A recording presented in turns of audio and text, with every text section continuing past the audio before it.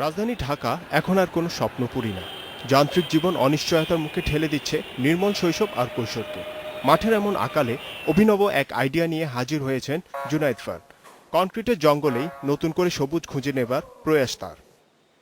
গুলশান বনানীতে দুটো মাঠ আছে, কিন্তু খেলোয়াড় প্রচুর। তো আসলে খেলার জায়গা ঢাকা শহরে একদমই সীমিত।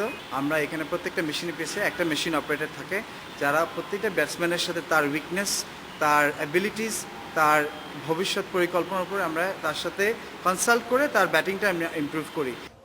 মাঠের অভাবে শিশুরা এসে তাই জড়ো হচ্ছে জুনায়েদ ব্যাটিং রাউন্ডে। আমাদের এলাকায় এত মাঠ নেই, আমি খেলার চান্স পাই না, সেজন্য এখানে ব্যাটিং করার চান্স পেয়েছি, এখানে আসি।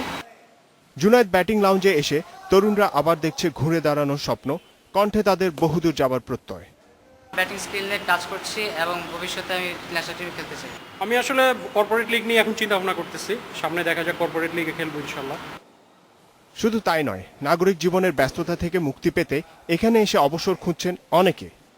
আমার ফ্রেন্ডসরা এখন অ্যাভেলেবল না খেলার জন্য, তো এই জন্য এখানে এসে দেখলাম যে একটা সুযোগ এখানে খেলার, যেহেতু আমার ক্রিকেটের প্রতি প্যাশন আছে, এখানে আসে আমি প্র্যাকটিস করতে পারি।